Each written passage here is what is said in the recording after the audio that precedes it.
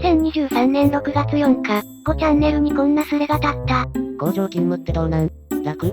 早速スレを見ていこう。知りたい。工場による。いきなりマジレスかよ。どんな工場が楽？食品はきつかったな。細かい食材を乗せていく作業やが、マジで途切れることないから腕返ししそうやった。ライン工ってやつ？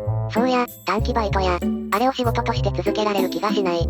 続けてる人もいるんだよな。基本的にルーチンワークな作業だから楽。時間の流れが遅く感じるのがネックだが。楽なんやな。ライン工はマジで尊敬してる。給料もそんな良くないんでしょ？工場の作業員って昇給すんの？慣れるとめちゃくちゃ楽。重いもの持たない職場がええで。人間関係クリアしたらもう何のストレスもない。人間関係は大変そう。まあかなり閉鎖的やからな。敵対してる組み合わせはいくつかあるで。ある程度仕事できる印象を与えたら楽に立ち回れる。某大手は部署によっては地獄。どこの大手や？工場勤務でも職種が色々ありすぎてな。現場とか南系の工場か書かないとね。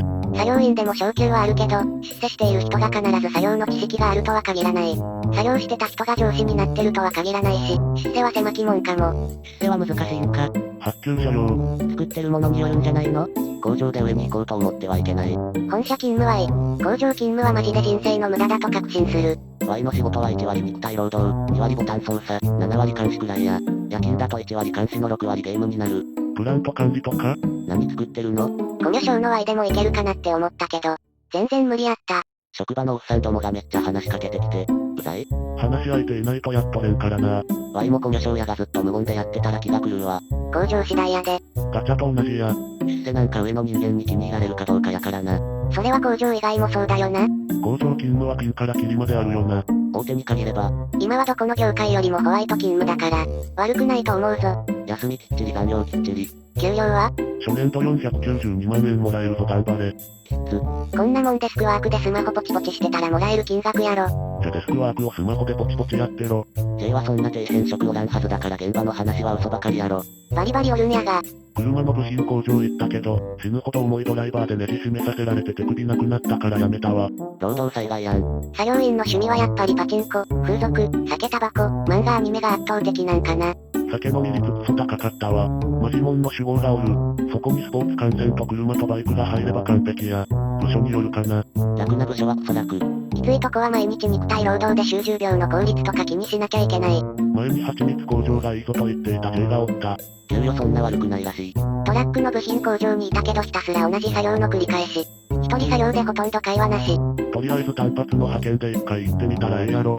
雰囲気は感じられるはずや。夜勤の時にうまく寝れない。特に初日。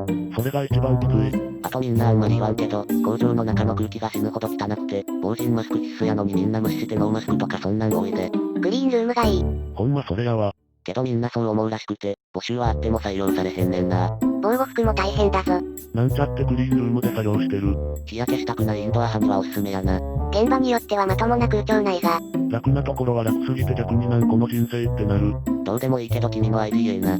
うちの工場は耳栓着用の場所多いけど耳栓つけとらんの山のようにおるわ。スケベース工場が楽らしい。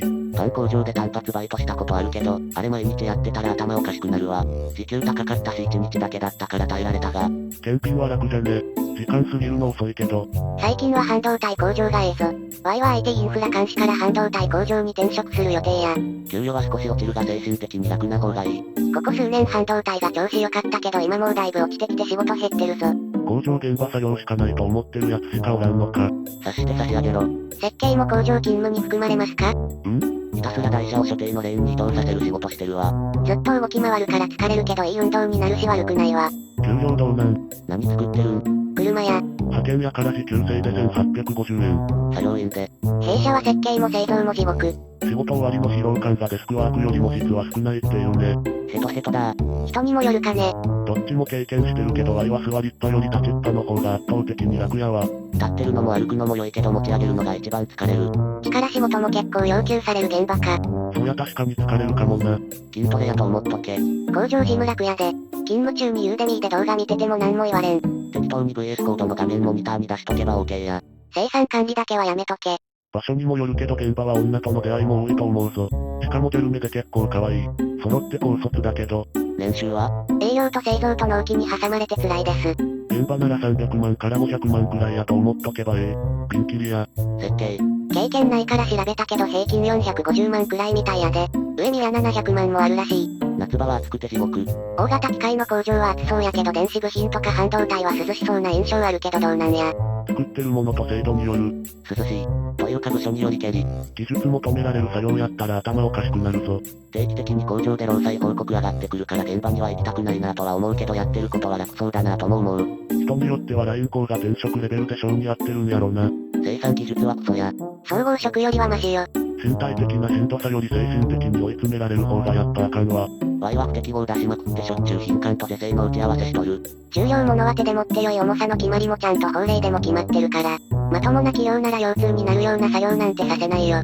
Y 自動車部品工場30歳。3交代4勤1級。年収600万。ご参考までに。なんちゃってクリーンルームで働いてるやつは何作ってるんや。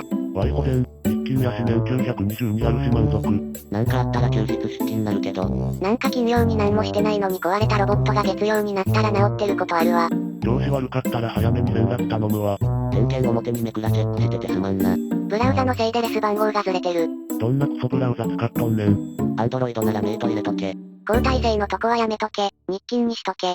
工場に就職した友人と成人式の同窓会で会った時年収500万あるって言ってたな。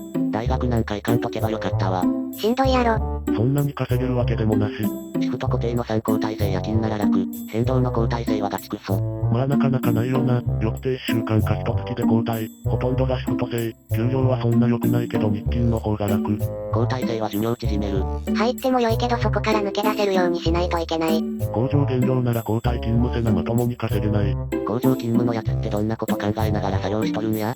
工程先行させて定時で帰りたいと工程遅れとるやんけ殺すぞしか考えてないで。改善。ゴエス。